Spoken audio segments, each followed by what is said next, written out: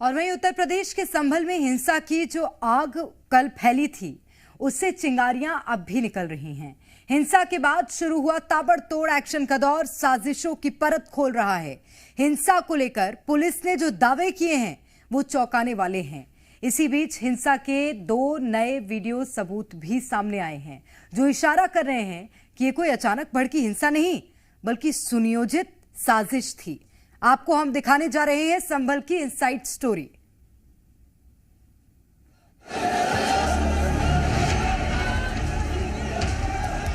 उग्र होती भीड़,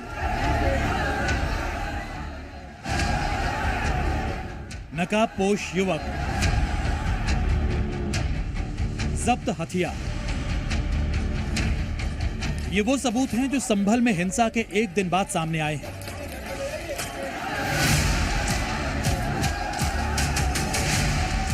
लोगों की भीड़, मुंह पर बंधे हुए नकाब और हाथों में पत्थर।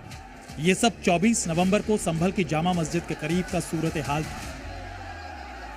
संभल की मस्जिद से शांति की अपील की जा रही थी, लोगों को वापस घर लौटने का संदेश दिया जा रहा था।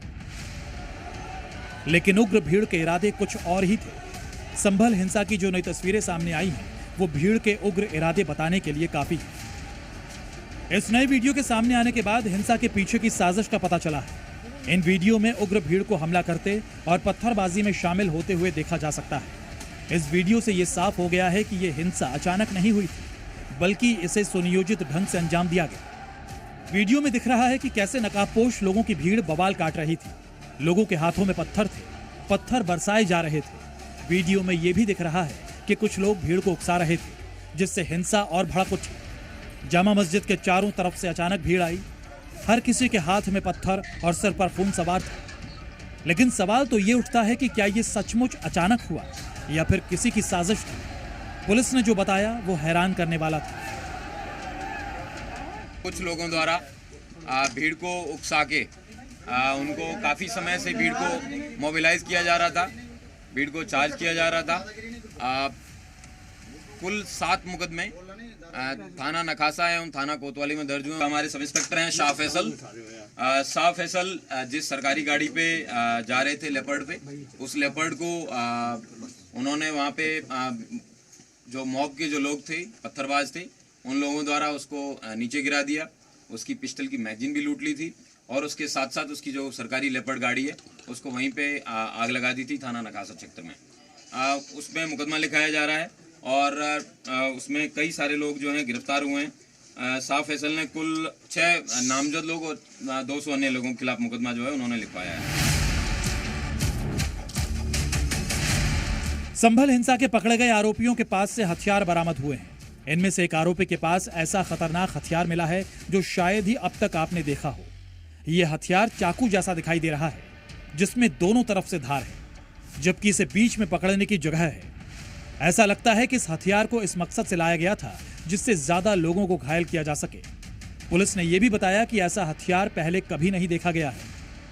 मौके पे कल देर रात्रि जब सब लोग चले गए थे, इस तरीके के वेपन उनके वहां से घटना स्थल पे जहाँ पे कई सारे चप्पल जूते पड़े थे, उनके बीच में ये भी बरामद हुआ है।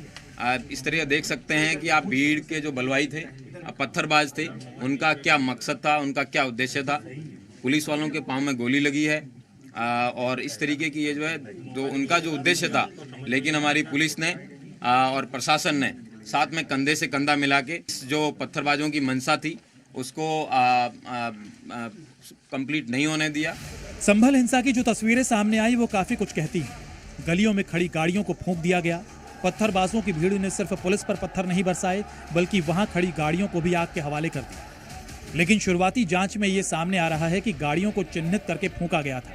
अब तक इस मामले में पुलिस ने भीड़ को भड़काने के मामले में एफआईआर दर्ज की है। संभल के सांसद जियाउर रहमान बर्क पर मुकदमा दर्ज किया गया है। जियाउर रहमान के पिता ममलुकुर रहमान बर्क पर भी केस दर्ज हुआ है। इसके अलावा विधायक एमएलए इकबाल के बेटे सोहेल इकबाल पर भी एफआईआर दर्ज हुआ है। संभल हिंसा को लेकर सांसद जियाउर रहमान बर्क ने दावा किया है कि साजिश के तहत हिंसा कराई गई और जय श्री राम के नारे लगाए गए।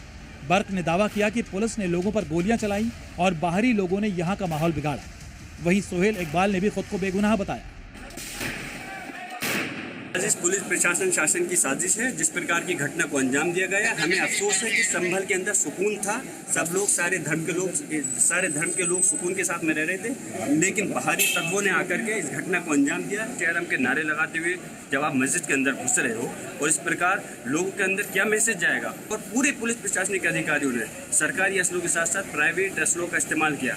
कोई भी एक फ़ोटो ऐसा दिखा दें किसी जगह पर पब्लिक में खड़ा होते हुए, कहीं और काम करते हुए, या कुछ भी ऐसा एक्शन जिससे लगता हो कि मैंने कोई गलत कृत्य करा हो। मैंने हमेशा अमन व अमान में काम किया है, अपने फादर के और अपने दादा के नाम को बढ़ाने के लिए और शहर के अंदर अमन व अमान कायम रखने के लिए काम किया है। मैं मॉर्निंग में मैंने वहाँ पे गया था, क्योंकि रात में इस तरह से जब मालूम हुआ कि वो आएंगे, तो वहाँ पे जो वकील साहब हैं जो उसके संरक्षक भी हैं, तो वहाँ उनसे बात करने के लिए गया था कि सुख शांति रहनी चाहिए, अगर वो कर रहे हैं तो हमें सपोर्ट करना चाहिए, और ये कह के मैं आ गया था वापस।